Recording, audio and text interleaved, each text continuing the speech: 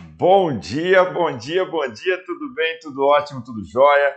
Vamos lá? Vamos continuar nessa maratona maravilhosa, maratona especial do nosso TJ São Paulo. Para quem não me conhece, muito prazer, eu sou o professor André Amorim, eu sou coordenador, inclusive, da área de tribunais aqui do Gran Curso Online. A gente vai fazer hoje uma mini maratona da parte de direito administrativo relacionada ao Estatuto dos Funcionários Públicos do Estado de São Paulo. E eu queria antes fazer algumas considerações rápidas, porque muita gente me mandou nessa semana algumas dúvidas acerca de uma determinação, melhor dizendo, uma recomendação do CNJ, e essa recomendação gerou uma certa dúvida para algumas pessoas, que é uma recomendação acerca da suspensão do prazo de validade dos concursos para tribunais até dezembro desse ano, dezembro de 2021. E muita gente falou, poxa, professor, então não pode sair mais o concurso TJ São Paulo até dezembro de 2021? São coisas distintas, preste atenção. Nós temos hoje dois atos importantes. O primeiro deles é para os concursos que ainda não aconteceram e que a administração pretende realizar. Então, por exemplo, o TJ Rio de Janeiro soltou o edital, não tem prova ainda marcada. Pode marcar prova já para mês que vem? Daqui a 2 meses? Não, hoje não pode. Por quê? Porque existe uma proibição de realização de concursos. Então, realização de concursos é uma coisa. Isso existe de fato uma proibição atualmente, pautada lá na resolução 313 do CNJ, de março de 2020, e que ainda está em vigor, porque ela foi prorrogada, inclusive por atos do próprio presidente do CNJ. Então, hoje nós temos uma proibição para isso, tá? Isso afeta quais concursos? Os que ainda não aconteceram. Então, o próprio TJ São Paulo não poderia hoje marcar a data de prova. Pode sair o edital, não tem problema. Só que vai sair o edital e não vai ter data de prova, velho. Então não adianta, né? Mas o edital poderia sair, só não pode marcar prova nenhuma para tribunais ainda. Até quando? Até quando o CNJ decidir. Pode ser que mês que vem libere, pode ser que daqui 2 meses, pode ser daqui 3 meses. Não tem data, tá? Não tem data. Estão aguardando diminuir os números da pandemia. Pode ser que aconteça isso em junho e julho, é o que eu estou aguardando. Eu imagino que em julho a gente tenha aí uma decisão do CNJ voltando com os concursos normalmente. A outra coisa que é diferente é uma recomendação para os concursos já homologados, para que o prazo de validade do concurso, sabe aquele prazo de validade? Até 2 anos, prorrogável uma única vez por igual período? Pois é. Esses prazos de validade é que então poderiam ser prorrogados até o final desse ano. É uma recomendação, não é uma obrigatoriedade. Então, podem os tribunais, quaisquer tribunais do Poder Judiciário, lógico, podem adotar essa recomendação e suspender o prazo de validade. Por exemplo, recentemente a gente teve a homologação do TRT 15ª região, que é Campinas, TRT 15. Homologou agora, o concurso foi lá, né, em 2018, e a homologação foi agora, em março de 2021. Olha o tempo que demorou para homologar. Então começou a correr o prazo de validade. Só que aí, se o TRT 15 quiser suspender esse prazo de validade, então o prazo não corre. Esse período aí fica sem correr prazo de validade. Entendeu? Então, o concurso está normal. Inclusive, pode nomear, tá? Se o TRT 15 quiser nomear, vai nomear. O TRT 15 pode nomear, mesmo com prazo de validade. Se ele adotar essa recomendação, mesmo que ele suspenda o prazo de validade, ele pode nomear. Isso aconteceu com o TRF da 4ª, TRF da 3ª região, os tribunais, o STJ mesmo, onde eu trabalho, o STJ suspendeu o prazo de validade, mas continuou nomeando normalmente. Tudo bem? É só um benefício para quem está na lista de espera, porque aí o prazo de validade não está correndo. Tá bom? Minha análise acerca do TJ São Paulo. Estamos com esse pequeno imbróglio acerca da prorrogação do prazo de validade do concurso, que aconteceu lá em 2019. Foi uma discussão sobre uma terceira prorrogação, né, que seria um terceiro período de prorrogação, uma segunda prorrogação, porque o prazo de validade era de 1 ano, prorrogou por mais 1. E aí o TJ São Paulo prorrogou de novo mais 1. Essa outra prorrogação, esse terceiro ano de validade, ele fere a Constituição. O que o TJ São Paulo fez agora em fevereiro? Falou, olha, não tem isso não pode, isso é proibido. E encerrou a validade. Só que alguns candidatos, e no direito deles, entenderam o seguinte, peraí, se você prorrogou o concurso tem que ir até o final dele, inclusive contando essa suspensão da Covid aí. Então, é uma discussãozinha que está rolando, por quê? Porque existem alguns mesezinhos, tá? Alguns mesezinhos, cerca de 2, 3 meses, que ele teria que voltar a correr. Porém, contudo, todavia, entretanto, mesmo com prazo de validade ainda vigente, é possível a abertura de novo concurso. Então, muito em breve, a gente vai ter a liberação do TJ São Paulo. E como disse o Aragoni logo no início da live, vocês devem ter acompanhado, o TJ São Paulo, se não for o primeiro, ele até arrisca que é o primeiro, se não for o primeiro a publicar edital, vai ser um dos primeiros, sabe? Vai ser um dos primeiros. E aí você já tem que ter isso em mente e tem que estar afiadíssimo. Só para deixar um dado aqui para vocês. O ponto de corte no concurso anterior do TJ São Paulo para nomeação girou entre 83 a 85. Ah, professor, mas eu vi amigo meu que foi chamado para fazer a prova de digitação e tinha feito 78, 73. Tudo bem, é para fazer a digitação. Não necessariamente vai ser nomeado, tá bom? Então, só tomar esse cuidado, porque para poder conseguir a nomeação, é girando em torno de 83, 84, 85 pontos. Então, você tem que estar muito afiado. Muito afiado. Vocês fizeram agora as questões com o Fabrício de informática, Fabrição arrebentando, o Apple Boy, o Fabrício mostrou para vocês, as questões não são tão difíceis assim. Então vocês têm que estar num nível aí afiado. Tudo bem? Belezinha? Então tá. Aí, ó, a Aline está contando que fez 84 e não foi nomeada. Por quê? Porque depende da região, né, Aline? A depender da região que você escolheu, isso pode acontecer. E 84, velho, é uma pátia de uma nota. Então, tem que tomar esse cuidado. E é, inclusive, por isso que eu queria perguntar uma coisa para vocês. Qual é a matéria que vocês estão estudando mais? Qual é a matéria? E coloca aí no chat para mim, por favor. Qual é a matéria que vocês estão estudando mais? Aquela que fala, professor, essa aqui eu tô assim dando a minha vida. Hã? Qual que é aí? Coloca aí para mim, deixa eu ver. Deixa eu ver aí, por favor. Qual que é aquela matéria que você fala assim, não, professor do céu, essa aqui, ela toma parte da minha vida, professor. Qual que é? Qual que é? Me diga, por gentileza. Todas, a Aline colocou, todas. O Igor colocou português, maravilha.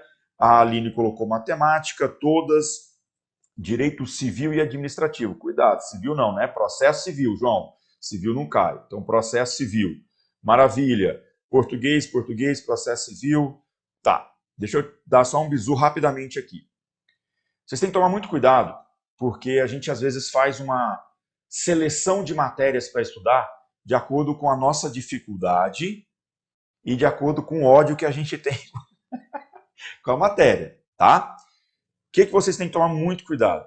Português, ela representa 24% da prova. Ou seja, nós estamos falando em praticamente aí um quarto da tua prova. Um quarto da tua prova. A cada 4 questões, praticamente uma é de português.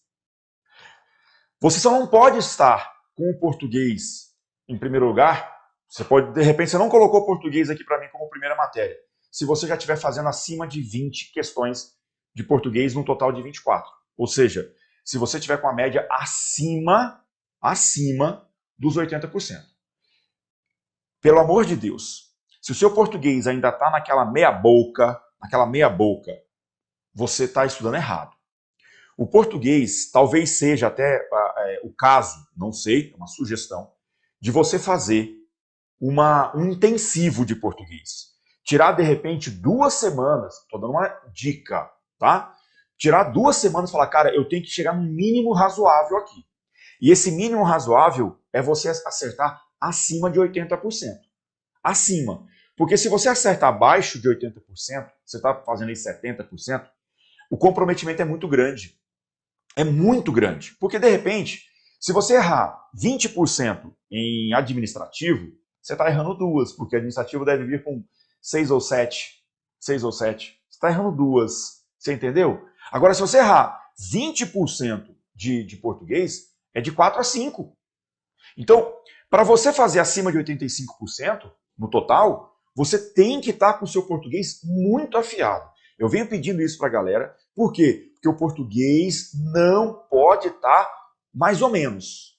Mais ou menos não pode. Ele tem que estar assim, na ponta dos cascos. Então, se for o caso, se o seu caso é hoje de variar entre 60 a 80, você está numa faixa desgraçada de perigo. Você não pode ficar. Faça um intensivo. Ai, professor, mas não é recomendado estudar mais de uma matéria só por semana. Velho, é uma questão de você acompanhar a turma. Sabe aquela coisa de fazer matéria extra só para acompanhar a turma? É o caso. Depois, quando você pega depois do português estar acima dos 80%, aí você vai se preocupar mais com o próprio direito administrativo. Deixa o direito administrativo um pouco de lado, velho. Deixa um pouquinho de lado. Não estou falando para você não estudar, mas o português você tem que subir logo essa média. Subir logo essa média. Porque se você errar 30% de português, é a prova inteira de administrativo. Entendeu? Se você errar 30% de português, você está errando a prova inteira de administrativo. Então, veja, olha o peso de português. Se você errar 30%, você não pode errar 30%. Entendeu? Você tem que estar muito afiado. Depois, aquele grupo do inferno, né? Matemática, raciocínio lógico e informática. Porque aí são 30 questões. Aí depois, isso aqui. Eu sei que o processo civil é uma matéria em que foi raciada com um cão. Ela é raciada com um cão. Ela nasceu, ela tem origem no cão. Porém, é uma matéria que, em número de questões, se repetir, inclusive, o concurso anterior, vai bater aí 7 questões também. Então, pelo amor de Deus, cuidado com essas táticas de estudo em que você coloca tudo no mesmo nível. Tudo no mesmo nível. 1 hora para todo mundo. Velho, cuidado com isso. Organize sua escala de estudos para que você tenha esse percentual representativo da importância. Não é do gosto. Aí eu adoro, professor, você não tem noção. Eu vi, acho que foi a Suzete que colocou no fórum, no chatzinho. Eu adoro informática. Acho que foi a Suzete, não tenho certeza agora. Ela colocou, aí teve um aluno que colocou embaixo depois. Eu também. Você não tem que pautar só nisso, tá? Se você gosta. Você tem que saber se você está bem e se você tem outras matérias mais relevantes. Tudo bem? Eu quis dar só esse chacoalho agora no início, porque eu vejo aluno que às vezes perde concurso porque usou a tática completamente errada. Usou a pior estratégia possível. E tem estratégia muito ruim. Tem péssimas. Se você não souber adotar, você vai acabar se dando mal. Tudo bem? Então vamos lá. Vamos começar aqui a nossa aula, nossa maratona em Direito Administrativo. Direito Administrativo são 2 assuntos. Só 2 assuntos. Improbidade administrativa e o Estatuto dos Funcionários Públicos do Estado de São Paulo. Tá? Só 2 assuntos. Você tem que tomar cuidado porque o total aqui vai bater em torno de 6 a 7 questões. Então eles vão dividir mais ou menos entre 3 de improbidade mais umas 3 a 4 do Estatuto. Tudo bem? É basicamente isso. Tem que tomar esse cuidado aqui. E você vai ver que não é tão grande. Eu fiz na primeira maratona do TJ São Paulo já sobre improbidade. Se você quiser, você procura aí depois a primeira maratona, tá? Você já vai encontrar improbidade administrativa. Eu fiz uma maratona de 1 hora só de improbidade. Agora, quero focar na parte do funcionário público. E aí, vou mostrar aqui para vocês. Ó. A parte do funcionário público, que é a Lei 10.261, ela tem os artigos a serem cobrados vão do 239 a 323. O que eu quero analisar com vocês aqui hoje? Hoje, basicamente, vai ser isso aqui, tá? Por que eu quero fazer isso? Porque eu sou da filosofia que você não pode ir avançando muito em outros assuntos sem estar já com uma base mais ou menos criada. Então, não adianta você pegar a lei e ler do 239 ao 323 de uma vez só. Eu prefiro muito mais que você leia, por exemplo, 10 vezes aqui, aí depois você vai, avança e lê mais 10 vezes aqui, do que você ler de uma sequência todos esses artigos aqui, esses quase 100 artigos. Eu não sou muito favorável a isso. Eu sou favorável a você ler o mesmo artigo 2, 3 vezes até avançar para o próximo. Lê 2, 3 vezes, vai avançar para o próximo. 2, 3 vezes. É trabalho de decoreba. Tá bom? Beleza? E óbvio, tem que saber ter uma organização ali também das questões. Vamos lá? Vamos começar? Então tá. Eu vou trabalhar com vocês basicamente essa parte inicial, que é inclusive uma parte muito, muito pesada, tá bom? Eduardo, eu não entendi muito a sua pergunta. E os concursos com vagas e não foram realizados e fizeram aniversário de 1 ano, podem ocorrer normalmente no segundo semestre, por exemplo? Eu não entendi, Eduardo, sério. Não entendi a sua pergunta, cara. Não entendi, tá? Vamos lá. O Sub-Zero Craft está colocando assim, meu problema é processo civil. Quando eu acho que aprendi, ainda não sei nada. Só que você tem que tomar cuidado que você não pode dar um foco para o processo civil maior que você dá para o português. A não ser o Sub-Zero. Grande Sub-Zero, né? Tá congelando a galera geral aí. Sub-Zero, se você já tá no português ali, 22, 23, 21, aí sim. Aí você pode focar nas outras. Aí não tem problema. Aí já é uma outra análise que você tem que fazer. Tá? Assim, enquanto você não atingir esses 20 das 24, velho, você tem que estar com o português ali, ó, babando em cima dele. Tá bom? Vamos lá, pessoal. Começando agora, olha a primeira questãozinha que a gente tem. Ah, que legal, Fernanda. Obrigado aí pelo reconhecimento e confiança, né? Aprendi com você, Topete. Ela me chama de Topete sempre de maneira carinhosa e eu gosto, acho legal. Fazer dessa forma lá atrás quando entrei no GRAN. Que bom, que bom. Espero que isso aí esteja dando resultados, tá? Espero que seja uma maneira mais simples de você decorar as leis. Vamos lá. A primeira questãozinha traz assim. Inclusive, prova do TJ São Paulo para enfermeiro em 2019. Conforme disciplinado na Lei 10.261, assinale a alternativa correta. Letra A. É vedado a qualquer pessoa reclamar sobre erro, omissão ou conduta incompatível no serviço público. Existem algumas questões, gente, que você vai até rir. Questão idiota, professor. De fato, existem algumas questões bem imbecis, porque ela foge à própria lógica. Então, quando você começa a estudar e lendo a própria lei, alguns artigos vão ser muito naturais. Esse aqui, por exemplo, quando você percebe que diz que é vedado a qualquer pessoa reclamar sobre erro, omissão ou conduta incompatível, eu fico pensando, não há um controle da sociedade sobre os erros cometidos pela administração? É óbvio que há. Então, por isso, essa letra A já estaria completamente errada. Dizer que é vedado aqui, então, a qualquer pessoa reclamar sobre erro, omissão ou conduta. Inclusive, você encontra isso no próprio artigo 239, tá? Você já encontra isso no próprio 239. E, deixa eu só, minha canetinha aqui, deu uma travadinha, a gente já volta e isso, é vedado. Inclusive, eu coloquei para vocês aqui, ó, um esqueminha que eu utilizei em sala de aula. Eu gosto de chamar sala de aula quando a gente está gravando, né? Que eu usei em aula, gravando a aula para o TJ São Paulo, ó. Qualquer pessoa, seja ela física ou jurídica, tem o direito de petição, de peticionar, de requerer, ali, sugerir, pedir ao poder público quando estiver ligado à ilegalidade ou abuso de poder ou para defender seus direitos.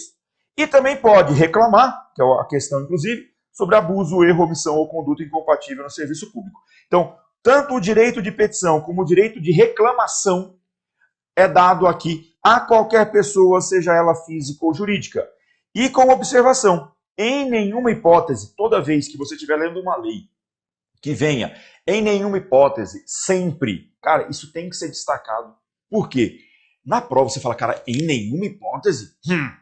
Tá de brincadeira? Em nenhuma hipótese. Isso é muito pesado numa prova, ainda mais em direito, né? Em nenhuma hipótese, a administração poderá recusar-se a protocolar, encaminhar ou apreciar a petição sob pena de responsabilidade do agente. Então, veja aqui que está proibindo geral. Aí, olha que traz a letra B já. A administração poderá recusar-se a protocolar, encaminhar ou apreciar a petição quando julgá-la ilegal. Cara, quem não leu a lei pode pensar assim, pô, se ela é ilegal, não vou apreciar. Mas veja, é pegadinha. Em nenhuma hipótese vai poder recusar. Isso aqui pega quem nunca leu a lei. Quem leu a lei tem que lembrar dessa situação, em nenhuma hipótese. Porque, velho, se viesse aqui com essa redação, ó, viesse desse jeito aqui, em nenhuma hipótese, eu tenho certeza absoluta que muitos vão errar. Sabe por quê? Porque ele lê assim, em nenhuma hipótese. Em nenhuma hipótese. Tem uma exceção, deve ter. Tem alguma exceção nessa bagaça. Então, tomar esse cuidado, porque, de fato, aqui estamos diante de uma situação sem exceção. Tá bom? Beleza? Vamos lá. Letra C. Ao servidor público é assegurado o direito de pedir reconsideração no prazo de 15 dias e recorrer das decisões no prazo de 45 dias improrrogáveis. Opa! 15 e 45? Vamos dar uma olhada aqui? Olha só. O servidor, então, tem o direito de requerer, como qualquer pessoa tem, de representar, de pedir reconsideração e de recorrer, sendo que o prazo para reconsideração e para recurso é de 30 dias. O prazo é de 30 dias, tá? Então, cuidado aqui em especial quando a questão traz esse prazo diferenciado de 15 e de 45, né? 15 e 45 dias. O prazo é o mesmo de 30 dias. Tudo bem? Atenção quanto a isso. Você que é meu aluno especial aí do TJ São Paulo, você já deve ter pego aquele quadro de prazos que eu fiz, né? Você não viu, não? Que tá de brincadeira. Eu fiz um quadro completo com todos os prazos da nossa Lei 10.261. Fiz um quadrinho que ficou, ó, supimpa. Inclusive está no meu Instagram, tá? Está no meu Instagram, eu coloquei lá o material que eu utilizei com todos os prazos. Você tem tanto a ordem dos artigos, como tem a ordem numérica dos prazos. Então tem começando lá com prazo de 2 dias, 3 dias, 8 dias, 10 dias, tem tudo organizadinho. Se você quiser, é só pegar lá, tá? Fica mais fácil para isso. Então vamos lá. Beleza, beleza, beleza. Então aqui, errado o prazo. Letra D. É assegurado a qualquer pessoa, física ou jurídica, independentemente de pagamento, o direito de petição contra ilegalidade ou abuso de poder e para a defesa de direitos. É exatamente o que a gente tem aqui, independentemente do pagamento de taxas. Então, com isso, aqui nós temos, ó, letra D de, como diz meu amigo Márcio Flávio, que hoje não está na nossa maratona, mas que logo estará novamente, D de docinho, D de docinho. Letra E. É assegurado à pessoa jurídica interessada para a defesa de seus direitos após o pagamento das devidas taxas. Lembrem-se, inclusive, que o próprio artigo 5º da Constituição Federal, que vocês viram com o mestre Aragonês Fernandes, no artigo 5º é dito lá, independentemente do pagamento de taxas. É sem pagamento de taxas. Tudo bem? Então, com isso, ficamos realmente com a nossa letra D de dado. Ó, o Marcelo Mota pegou o quadro aí e falou que show o quadro, show de bola. Que bom, fico feliz, que a ideia é sempre ajudar vocês, né? A gente tenta sempre facilitar, porque essa vida desgraçada de concurso, eu chego aqui e fico falando, decora aí o prazo A, o prazo B, o prazo C. Você fala assim, professor, não tem que decorar só a sua matéria não, infeliz. Tem um monte de matéria para decorar aí. Tem um monte de matéria para decorar. Não vem ficar exigindo que eu decore os prazos todos, não. Mas tem que intensificar agora, porque depois que o edital sair vai ficar muito pesado, tá bom? Então vamos lá. Questão número 2. O funcionário é responsável por todos os prejuízos que nessa qualidade causar a Fazenda Estadual, por dolo ou culpa, devidamente apurados. Conforme disciplinado na Lei 10.261, caracteriza-se especialmente a responsabilidade quando o funcionário... Muita atenção nesse assunto responsabilidade. Por quê? Olha só. Se eu tenho uma responsabilidade e eu não cumpro essa minha responsabilidade, ela vai gerar penalidades. Então, eu tenho uma responsabilidade que, se eu não atender a essa responsabilidade, essa atribuição, essa obrigação, eu poderei ser, inclusive, punido nesse ponto. Uma das punições cabíveis é até mesmo a repreensão, é cabível até mesmo a suspensão. Tá? Beleza? Então, das minhas responsabilidades, eu tenho esse dever de obediência. Qual que é o grande perigo? É você não confundir as responsabilidades com os deveres e com as proibições. Porque é natural que, se eu tenho uma responsabilidade, é um dever meu. É um dever meu. E, se não é a minha responsabilidade, está proibido. O que é o PEGA? O PEGA é que existem situações que você vai ter em prova em que ela vai cobrar assim. Quais são as responsabilidades? Ponto. Você tem que decorar o 245, porque o 245 traz as responsabilidades. Acabou. Se falar, professor, mas isso aqui não vai gerar uma punição? Vai. Mas ele me perguntou qual é a punição. Para até fazer a pergunta. É outro foco. Ele não perguntou para você se é proibido. Muita atenção entre as responsabilidades, os deveres e proibições. Isso é perigosíssimo. Porque na hora você fala assim, cara, realmente, ele tem que fazer isso aí mesmo. De fato, se ele praticar isso aí, está proibido. Aí você fala assim, é uma proibição. Não, é uma responsabilidade. Deixa eu mostrar essa questão que você vai entender mais ainda do que eu estou falando com vocês. Ó. Então ele quer uma responsabilidade quando o funcionário A. valer-se de sua qualidade para desempenhar atividade estranha às suas funções para lograr qualquer proveito próprio. Cara, olha isso. Olha isso. Caracteriza-se especialmente a responsabilidade quando o funcionário valer-se de sua qualidade para desempenhar atividade estranha às funções para lograr qualquer proveito próprio. Qualquer proveito. Veja, você concorda que isso é proibido? Ele não pode fazer isso? E se ele fizer isso, ele vai ter punição? Ou seja, vai haver uma responsabilização sobre isso? Pois é. O problema é que isso aqui está previsto como sendo uma proibição. Então, o que eu quero destacar com vocês é que existem situações que geram uma responsabilidade, mas a lei chama de proibição. Proibido, proibido, proibido. Vedado, vedado. Tá? Isso você tem que tomar cuidado para saber quando que é proibição, quando que gera responsabilidade. A questão vai ser assim e ponto final. Você pode se prejudicar em não se atentar a essa distinção. Tá? Volta para a nossa tela. Isso é uma proibição. Olha só a letra B. Retirar sem prévia permissão da autoridade competente qualquer documento ou objeto existente na repartição. Isso também é uma proibição. Proibição. Também é uma proibição. Fundar sindicatos de funcionários ou dele fazer parte. Cara, olha que absurdo isso. É proibido. Isso aqui é proibido. Tá? Proibido. Fundar sindicatos ou dele fazer parte. Sabe por que isso aqui é proibido? Sabe por que isso aqui é proibido? Isso aqui é proibido, meus amigos, minhas amigas, porque essa lei é de 68. Cuidado. Você acabou de ver com o Aragonês, antes da aula do Fabrício Melo, você viu com ele que o Estado não pode exercer um controle sobre os sindicatos, a não ser exigir ali que ele seja o quê?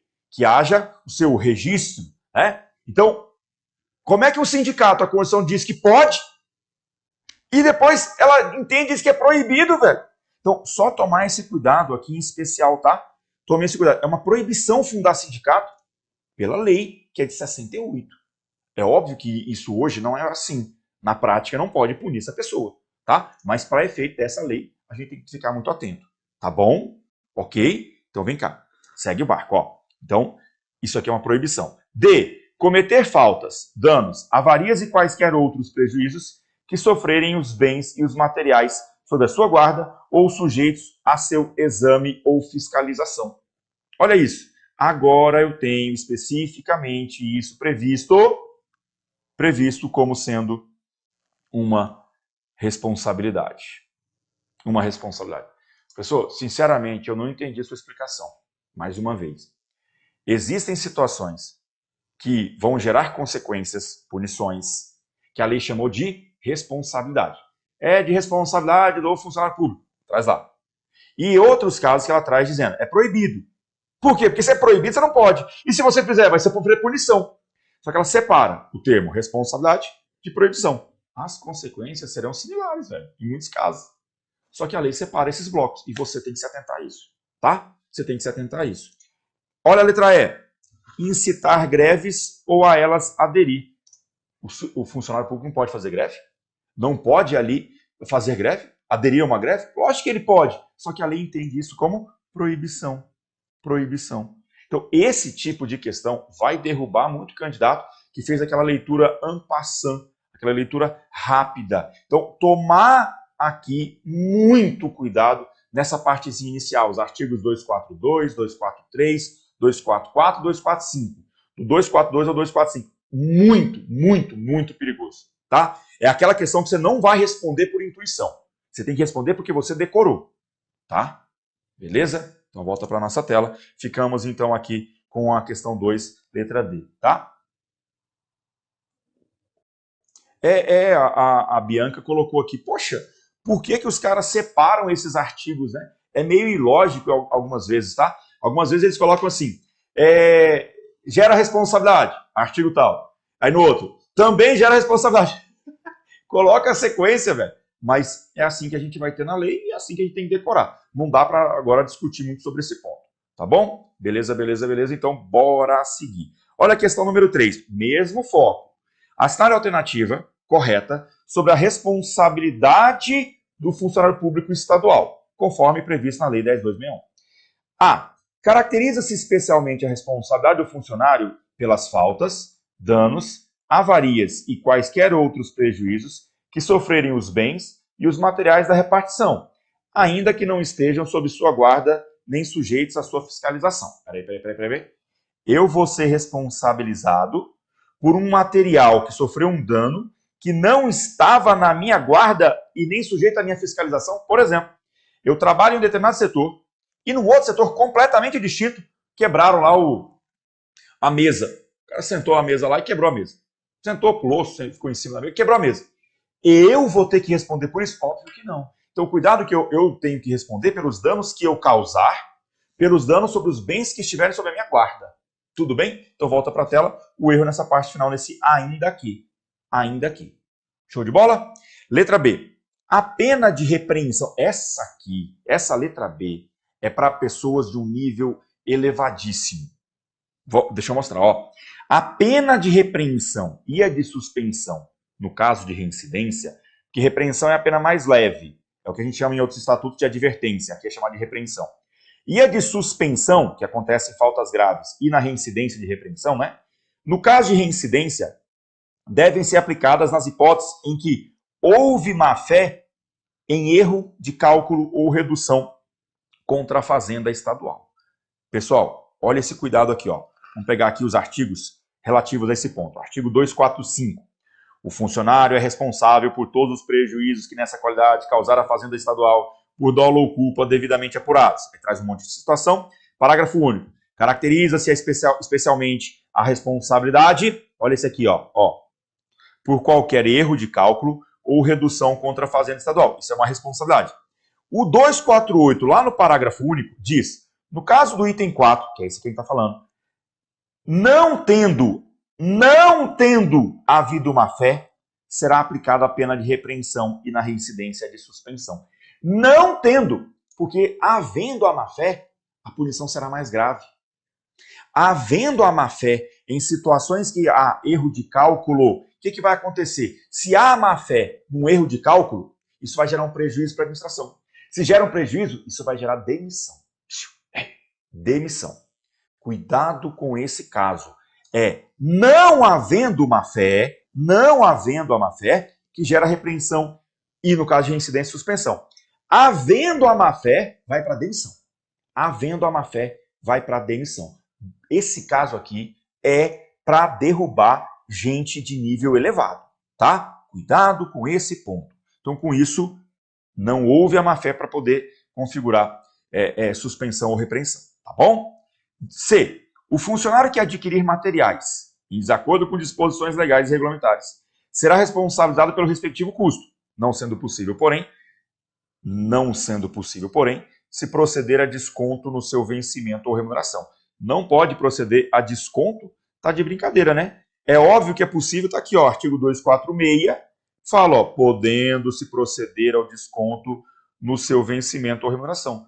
Letra seca, sem muito o que discutir, sem muito o que preocupar. Letra C, pode haver o desconto da remuneração. Tudo bem? Situações, então, em que ele cause dano. Mas vamos continuar, porque tem outro ponto importante aqui. Outro ponto importante. Então aqui diz que não sendo possível. Letra D. O funcionário é responsável por todos os prejuízos que nessa qualidade causaram a fazenda estadual, por dolo ou culpa, devidamente apurados, dentre os quais está a sonegação de valores e objetos confiados à sua guarda ou responsabilidade. Está aqui, ó.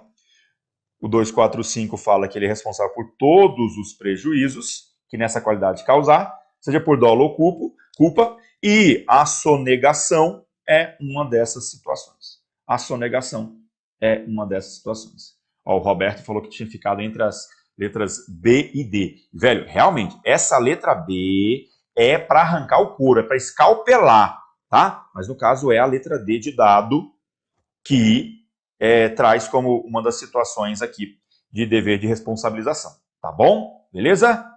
Letra E. Nos casos de indenização à fazenda estadual, o funcionário será obrigado a repor a importância do prejuízo causado em virtude de omissão em efetuar o recolhimento ou entrada nos prazos legais, podendo fazê-lo de forma parcelada.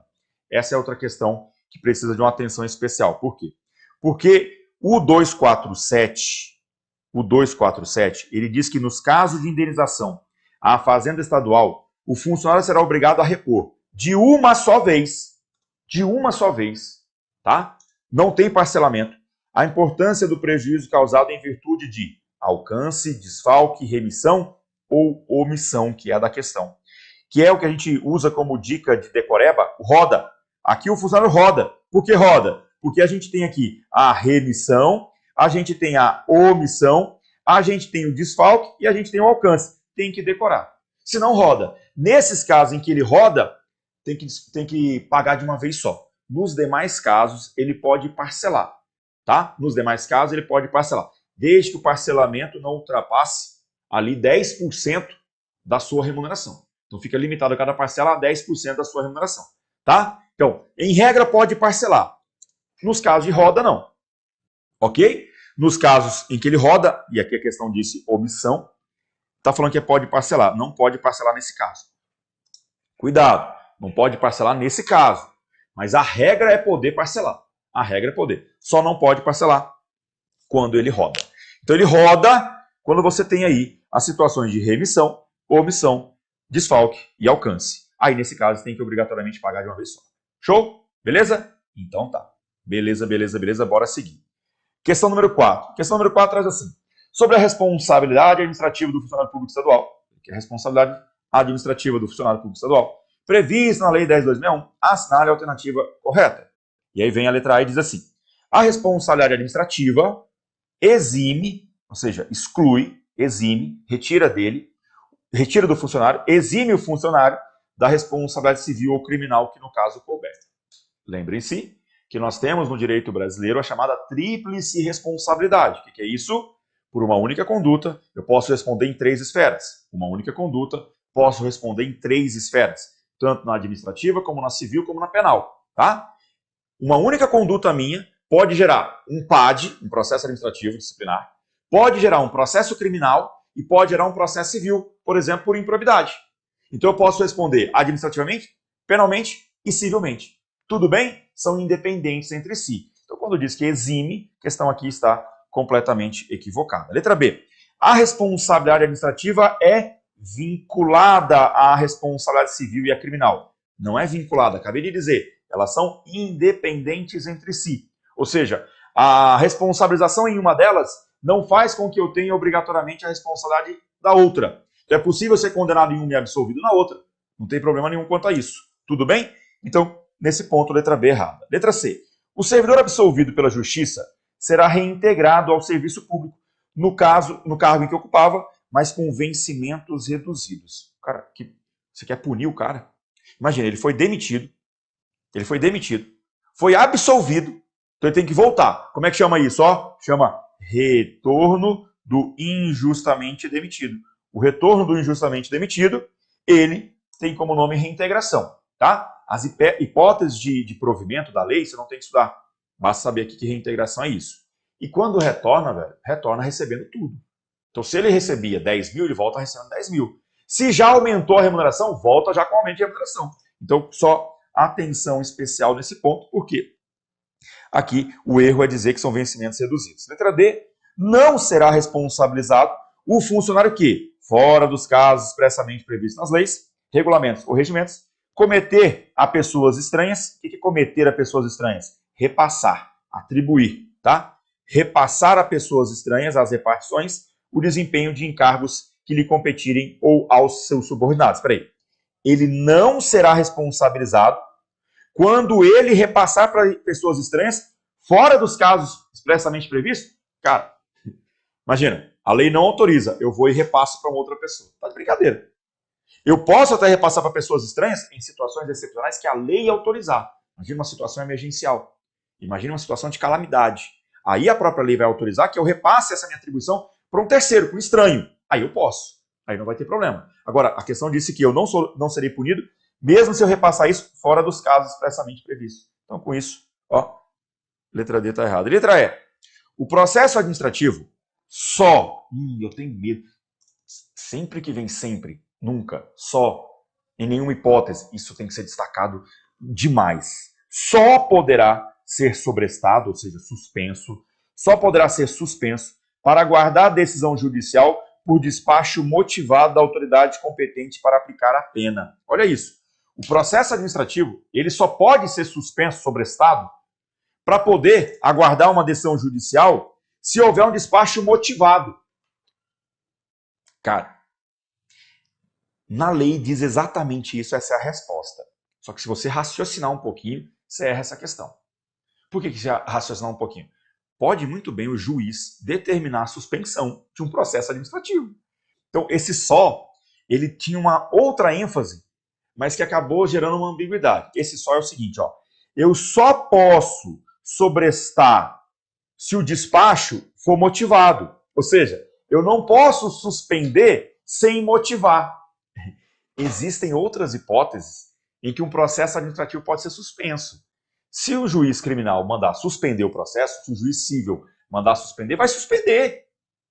E aí, nesse caso, não é por ato de autoridade administrativa, é por ato de autoridade judicial. O senhor Aragonês, grande Aragonês, determinar a suspensão de um PAD, ele determina e ponto, porque ele é juiz. E se agindo no processo, ele suspende. Acabou. Só que aqui o foco da redação da lei era outro. O foco é o seguinte, ó. Quando eu quiser sobrestar por despacho administrativo, tem que ser motivado. Então, esse só é só motivado. Sem motivar, você não pode. Tudo bem? Existem outras hipóteses. Mas, se for por despacho administrativo, ele tem que ser motivado. Tudo bem? Então, cuidado aqui com esse ponto, porque senão você pode se embananar. Tá bom? Então, ficamos aqui com a 4, letra E. Letra E. Ou para alguns, letra E. Letra E. Tá bom? Belezinha. Questão número 5. A questão número 5 traz assim. Nos termos da Lei 10.261, constitui um dos deveres do funcionário, dentre vários outros. Ele quer um dever. E o artigo 241 traz para a gente os deveres. Eu diria que os deveres são um tanto quanto intuitivos. Eles não são tão complicados como são as responsabilidades e as proibições. Os deveres são até mais lógicos. Só que tem alguns que você fala assim, será? Então, só para que você não fique com receio, vamos lá. Existe um dever de residir no local onde exerce o cargo ou onde for autorizado. Cuidado, isso está expressamente na lei, tá? Expressamente está dito que é dever residir no local onde exerce o cargo ou onde for autorizado. Vocês viram que agora, tem 2 semanas, foi autorizado, foi regulamentado o teletrabalho no TJ São Paulo, tá? O teletrabalho no TJ São Paulo foi regulamentado. E ali vai permitir morar em diversos lugares do país. Diversos lugares do país. Então, só tomar cuidado, porque em nada influencia para a nossa prova esse regulamento do teletrabalho. Tá? Em nada influencia. A letra seca da lei 10.261 diz residir no local onde exerce o cargo, onde for autorizado. Ponto. Letra A, e não tem que discutir. É o que traz para a gente o artigo 241. Tá bom? Aí os outros, ó, você mataria rindo, ó. Abandonar o local de trabalho. É um dever meu. Imagina. Abandonar o local de trabalho quando sofrer ofensas físicas ou morais. Ah, pessoal, que eu me senti tão humilhado. Eu estava tão humilhado que eu fui embora. Eu abandonei. Cara, é meio ilógico você entender isso como um dever. É dever participar de todas as reuniões convocadas pelo sindicato de classe.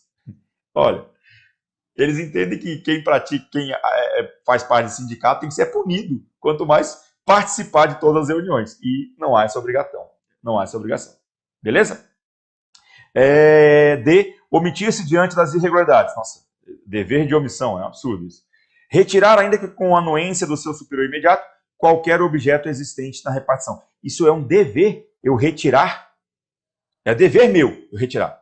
É meio estranho isso, né? Então, você percebe que dá para ir por certa intuição. É aquela que você bate, letra A. Você consegue. As outras nem tanto. Tá? Os deveres são um pouco mais fáceis aqui de você decorar. Ficamos aqui com a letra A. De amor, aprovação, que venha logo, professor, não aguento mais. Vamos lá. Ó, 6. Considerando que prevê a Lei Estadual 10.261, assinale a alternativa que indica corretamente uma exceção das proibições ao funcionário público estadual. Se eu quero uma exceção das proibições, então é algo que não esteja proibido, tá? Então tem as proibições e tem algo que não é proibição. É isso que ele quer. Ele quer uma situação que não se configura proibição. Vamos lá. Aí vem a letra A e diz, ó, fundar sindicatos e incitar greves ou a elas aderir. Percebam que a VUNESP adora esse item, porque é um item contra a Constituição, né? É contra a Constituição. É óbvio que eu posso participar de greve, eu posso participar de sindicato, eu posso fundá-lo. É óbvio, tá? Só que a lei diz que isso é proibição. Isso é proibido, então ponto. Se isso é proibido, eu não posso, tá? Isso é proibido. B. Fazer contrato de natureza comercial e industrial com o governo por si ou como representante de outrem. A lei considera proibição porque você estaria se beneficiando do poder público, tá? Letra C. Exercer função de confiança e livre escolha sob as ordens imediatas de parentes até 2º grau. Tá de brincadeira, professor. Eu posso exercer, então, a função de confiança, mesmo que eu receba ordens da minha esposa. Ou seja, a minha esposa manda em mim em casa e lá no TJ ela vai mandar também. Você falou que é bom o serviço público. Hã? É isso, professor? Cara, presta atenção. Olha só o que nós temos aqui. O artigo 243, diz, é proibido ainda ao funcionário. Inciso de número... Cadê? Cadê? Eu não coloquei aqui? Ixi, uai. Tá aqui. Tinha um efeitozinho aqui que eu tava vendo. Aqui, ó, tá aqui. Olha o 244, melhor dizendo. Não é nem o 244, 244.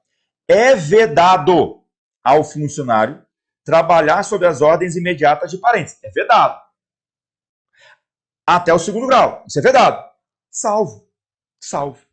Quando se tratar de função de confiança e livre escolha. Ou seja, eu não posso trabalhar sob a batuta, a chibata de parentes até o 2º grau. A não ser que seja função de confiança.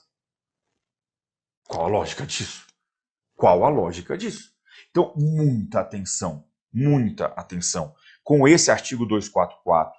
Ele é, obviamente, inconstitucional, ele fere a moralidade, ele fere a súmula vinculante número 13, ele fere o que você quiser escolher para ferir, ele fere as relações amorosas entre parentes, fere tudo. Só que está na prova, na nossa lei, dizendo que pode. E é aí que o examinador, como fez aqui, vai colocar. Eu, então, não tenho a proibição de exercer função de confiança e livre escolha sob as ordens imediatas de parentes até 2º grau. Cara, isso é maluco. Mas tá na lei. Então, né? Você tá na lei? Não, Fernanda? Fernanda? Pode, tá na lei, Fernanda? Então pode. Então, só tomar esse cuidado. Show de bola? Maravilha? A Fernanda até colocou agora, a súmula vinculante número 13. A súmula vinculante número 13 proíbe isso. E proíbe até o 3º grau. Isso aqui na prova, para quem deu aquela lisa rapidinha assim, ó, rapidona, eu ia fazer um gesto aqui, rodou, tá bom? Então, com isso, é a letra C. Caraca, professor. Exatamente, C de caraca. Ô Jane, a 10261 e a Constituição Federal não deu match, não. Não, as duas ali, ó, não se encaixam, não. Não se encaixam, não, tá? Vamos lá. Letra D de dado diz: exercer emprego ou função em empresas ou instituições que tenham relações com o governo em matéria que se relacione com a finalidade da repartição em que esteja lotado e aceitar a representação de Estado estrangeiro sem autorização do presidente da República. Tudo isso é proibição, tá? Tudo isso é proibição que está aqui no 243.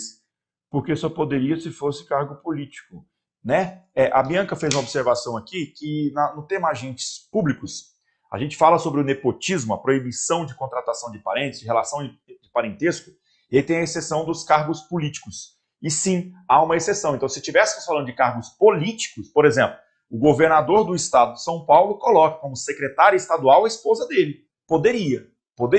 A priori pode, a não ser que fique comprovado, por exemplo, que a esposa dele não tenha nenhuma qualificação, não tenha nenhum conhecimento sobre a área que ela vai atuar. Aí, nesse caso, é proibido. Mas, de regra, cargos políticos não sofreriam essa proibição do nepotismo. Tá bom? Beleza? Então tá. É isso aí, Bianca. Show de bola. Vamos continuar? Bora continuar. Questão número 7. Nos termos da Lei Estadual 10.261, ao funcionário público estadual é permitido. O que é permitido? A. Constituir-se procurador de partes ou servir de intermediário perante repartição pública quando se tratar de interesse de cônjuge ou parente até o 2º grau. Essa questão já é interessante, ela já está correta nesse ponto, porque você traz o seguinte: imagine que você seja ali um funcionário público, você é do TJ São Paulo, certo? Você é do TJ São Paulo, e você ficou sabendo que no INSS está rolando um processo de aposentadoria da mãe do amigo seu. E você vai lá. O fato de você ser servidor te impede de atuar como intermediário, como procurador. É o que a gente chama de advocacia administrativa. Isso está vedado, é proibido. Tá? Isso é proibido. Porém, a lei admite você ser o procurador ou agir como intermediário quando se tratar de interesse da sua esposa ou de parente da 2º grau. Aqui pode. Pode. Tá? Então, em regra, não pode atuar como procurador ou intermediário, a não ser que seja em razão de pedido da esposa, atuando em nome da esposa, cônjuge, ou parentes até o 2º grau. Tudo bem? Ou parentes até o 2º grau. Só uma dicasinha. A lei trata, na parte que nos interessa para o concurso, de parentesco em 3 momentos. ela fala em parentesco até o 2º grau, aquele caso do nepotismo, aqui para atuar como procurador até 2º grau, e depois, lá no PAD, no processo administrativo disciplinar, para poder falar em comissão do PAD, aí ele fala em 3º grau. Eu decoro sempre assim, ó, no PAD, PAD, 3º grau. Nos outros casos, 2º grau. Nos outros casos, 2º grau. Então, decora que PAD, 3º, e nos outros ele fala em 2º grau. Fica mais fácil você decorar assim. Tá bom? Beleza? Então, letra A já é de cara aqui o que a gente tem no artigo 243 como sendo uma situação permitida, o 243, inciso 9º. Eu até acho que coloquei, não coloquei aqui, não, vou só anotar para vocês. 243, inciso 9º da nossa Lei 10.261. E a letra B diz, entreter-se, essa é muito boa, é permitido entreter-se durante as horas de trabalho em palestras, leituras ou outras atividades estranhas ao serviço. Ou seja, você está no serviço, você está se entretendo com outras coisas, está assistindo aula do GRAM, você está assistindo aula do GRAM, você está jogando ali cubo mágico, você está... Pode! Olha que maravilha! Brincadeira, né? Isso aí. Não pode se entreter, não. Você tem que ser ali, ó, na chibata, trabalhar. Retirar qualquer documento ou objeto existente da repartição sem prévia permissão. Tem que ter a prévia permissão. Promover manifestações de apreço ou desapreço dentro da repartição ou tornar-se solidário com elas. O que é isso? Manifestação de apreço ou desapreço. A gente sabe que o país está um pouco polarizado, né? Eu digo um pouco com ressalva, porque está muito polarizado. O que é polarizado que eu estou querendo dizer, professor? Ele está polarizado porque tem aqueles que defendem A e tem os que odeiam A. Então, ele não tem um meio termo, não tem o AB, sabe? Eu acho que se tivesse que escolher hoje o tipo sanguíneo, existiria só o A e o B, não teria AB, sabe? Não teria nem AB nem O. Porque é inacreditável, velho. Ou você é A ou você odeia A. Você não consegue ali trabalhar um ponto. E aí você chega na repartição e fala, eita! Você viu? Acabou de sair no jornal agora? Ah, mais uma lá que safado daquele político. Eu já falei para vocês, já não falei? Falei ou não falei que não presta? Esse tipo de manifestação de desapreço é punida. E aí você então pensa, mas e a manifestação de apreço? Porque de lá retrucou ele, o outro.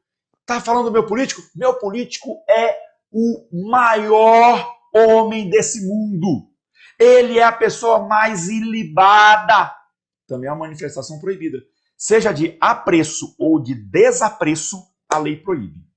E se solidarizar também. Lá do lado alguém grita, concordo, apoiado. Esse tipo de manifestação é tudo proibido, tá? Então não é algo permitido. É proibido manifestar apreço, desapreço ou concordar. Ou seja, fica calado aí. Letra E. Exercer comércio entre os companheiros de serviço. Levar aquela mala. Falar, gente, hoje é dia da biju. Quem quer me mostrar minha arte? Proibido isso também, tá? Também tem o homem do queijo, que também aparece muito, tá bom? Isso é tudo proibido. Questão 7, então, letra A de amor. Entra muda e sai calada. Boa, Suzete. É isso aí, tá? Óbvio que não é tão radical assim. Você pode discutir, você pode tratar sobre o assunto. O que não pode são manifestações exageradas, tá? De apreço e desapreço, tá bom? Vamos lá. Eita, olha agora essa. Avon, naturei, Avon tá on. Vamos lá. Di Pietro, grande Di Pietro, define a sindicância administrativa como meio sumário de que se utiliza a administração no Brasil para, sigilosa ou publicamente, com indiciados ou não, proceder à apuração das ocorrências anômalas do serviço público, as quais, confirmadas, fornecerão elementos concretos para imediata abertura do processo administrativo contra o funcionário público responsável. Assim, a sindicância seria uma fase preliminar ao processo administrativo e, de acordo com o artigo 269, alterada pela lei tal, ela será instaurada quando a falta disciplinar, por sua natureza, puder determinar pena de... Qual pena eu posso aplicar na sindicância? Deixa eu facilitar a vida de vocês. Olha só, são essas as penas. Repreensão, suspensão, multa, demissão, demissão a bem do serviço público, cassação de aposentadoria ou disponibilidade. Aqui embaixo eu coloquei amarelo. O que cabe sindicância, repreensão, suspensão e multa. E onde o PAD é obrigatório? PAD é obrigatório na demissão, seja ela normal ou a bem do serviço público, e a cassação de aposentadoria ou disponibilidade. Então, com isso, a gente tem, então, a letra B, que traz repreensão, suspensão ou multa, cabendo aqui a sindicância. Poderia, nesse caso, abrir PAD? Poderia, porque onde cabe sindicância, cabe PAD. É sindicância ou PAD, tá? Beleza? Enquanto que nas demais, o PAD é obrigatório. Show de bola? Ficamos então aí com a letra B de bola. B de bola. Tá bom? Então tá. Tem que decorar esse quadrinho aqui que eu organizei para vocês. Vamos seguir. Mário, que ocupa há 10 anos o cargo efetivo de médico judiciário do TJ São Paulo, vem demonstrando ineficiência no serviço, não cumprindo devidamente as suas obrigações. Nesse caso, e conforme dispõe a Lei 10.261, após as devidas apurações pela autoridade competente, ele poderá sofrer a seguinte penalidade. Vamos lá. Primeira coisa. Não existe repreensão verbal. Então já esquece, ó. A repreensão é sempre por escrito. Ela vai exigir um processo administrativo, ou pela sindicância, ou pelo PAD. Então você já cortaria essa. Você também corta a suspensão de até 120. Por quê? Porque suspensão vai até quantos dias? Suspensão até quantos dias? Dica. Quantas letras tem a suspensão? 9. 90 dias. Suspensão, volta para a tela, vai até 90 dias. 90 dias. Tá bom? Então, tá errado aqui. Lembra disso. Multa. Não tem essa multa de até 2/3. Isso não existe. A lei não traz para a gente essa multa com essa pena de até 2/3. A gente fica, então, entre demissão, quando verificada a impossibilidade de sua readaptação, e demissão a bem do serviço público. Deixa eu explicar para vocês. A demissão a bem do serviço público, ela é mais grave que a mera demissão. Mas você vai mandar embora, não vai? Vai. Só que a demissão manda embora e impede o retorno para um novo cargo público nos próximos 5 anos. Ao passo que a demissão a bem do serviço público manda embora e impede por 10 anos. Olha aqui, ó. Coloquei para vocês, ó. Incompatibilidade de 5 anos no caso de demissão, incompatibilidade de 10 anos no caso da demissão a bem do serviço público. Tá? Essa é a grande diferença. E aí, você vai ter que decorar. Decorar o quê? Isso daqui, ó. Será aplicada a pena de demissão. Decore que na AIPIA, o que é a AIPIA? AI é o abandono de cargo e a inassiduidade. Abandono e inassiduidade. Abandono e inassiduidade. PIA, temos agora, quando falamos em procedimento irregular de natureza grave, ineficiência e aplicação indevida de dinheiros públicos. AIPIA. Nesse caso, como estamos falando de ineficiência, a gente tem a demissão. A demissão normal. Não é a demissão a bem do serviço público. Tudo bem? Decore isso. Tanto que vai te ajudar agora na próxima questão, que é a nossa última, que é a nossa diva Geilza já está chegando. E nós temos assim, nos termos da Lei 10.261, será aplicada agora a pena de demissão a bem do serviço público. Se ele quer a demissão a bem do serviço público, ele não quer a demissão comum. Então, onde for a IPIA, você tem o quê? Demissão comum. Não é a IPIA, demissão a bem do serviço público. Vamos lá, ó, vamos lá. E AIPIA, tá? AIPIA. Ineficiência, tá aqui, ineficiência. Apresentar procedimento irregular de qualquer natureza. Não é de qualquer natureza, geraria aqui sem a grave, e aí geraria a demissão comum, que é esse procedimento aqui. Aplicação indevida de dinheiro público, aplicação, tá aqui. Abandonar cargo, tá aqui. Lesão ao patrimônio público, ó, é caso de demissão a bem do serviço público. Cuidado com esse caso, merece aí 65 milhões de setas. Espera aí que eu não terminei, tem mais setas. Por quê, professor? Porque você não pode confundir a lesão com a aplicação indevida de dinheiro público. Aplicação indevida, demissão comum. Lesão, demissão a bem do serviço público. Tudo bem? Esse quadrinho ficou todo aí para vocês, é só baixar. Pessoal, um beijo no coração, bons estudos. A gente se encontra numa próxima. Aproveitem agora essa maravilhosa aula da professora Geilza, que eu tenho certeza que vai arrebentar como sempre arrebenta. Ó, até mais. Fui. Deixa eu desligar aqui e sair da minha vinheta. Tchau, tchau.